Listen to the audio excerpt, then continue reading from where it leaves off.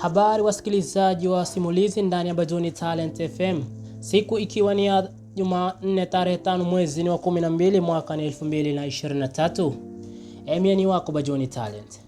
Leo nikigusia story fulani hivi amazing sana ya mwanadada kwa jina akiitwa Rosie kutoka nchini 254 yani Kenya, ambaye kwa sasa ana trendi sana na kukonga roho za watu wengi duniani kupitia kwa video zake zilizopostiwa mitandaoni na waajiri wake kutoka nchini Lebanon. Anafanya kazi kama yaya ama kutunza watoto.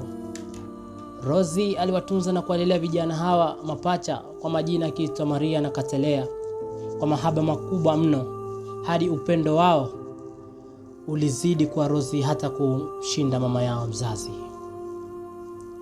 Kuna msemo usema watoto wote ni malaika duniani, na Rosie naye akaonyesha roho ya kipekee. Hapa hatuongelei weupe wa sura, maana unaweza kuwa na weupe wa sura ila tabia ni za kishetani. Na kama una itikadi kuwa sura nyeusi kuwa ina roho ya kishetani, basi unajidanganya, maana Rosie amethibitisha haya. Hapa tunapata mafunzo makubwa sana kupitia mwanadada huyu kutoka nchini Kenya, yani nyumbani 254. Maria na Katelea hawakusaza machozi kule airport, hadi hivi ninavyoongea hawana raha.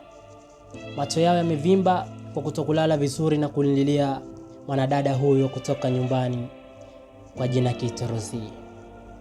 Rosie hayupo tena sasa, amerudi Kenya, ila ameatia majonzi makubwa kwa Maria na Katelea pamoja na familia yao yote kwa ujumla. Hawana raha wala buraha.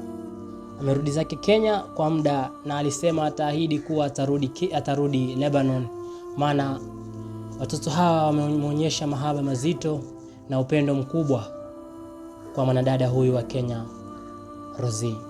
Tunakuambia Rosie, asante sana kwa kuwakilisha taifa letu la Kenya, kuonyesha kuwa sio watu weusi tu kuwa wana roho mbaya. Watu weusi bali roho zao ni nyeupe na wana upendo mkubwa kwa dunia mzima. Asante sana Rosie, na Mwenyezi Mungu akujalie kila laheri katika mafanikio ya safari hii, na ubaki salama na familia yako. Tunakupenda sana Rosie, na you make us feel proud as a Kenyans. Asante sana.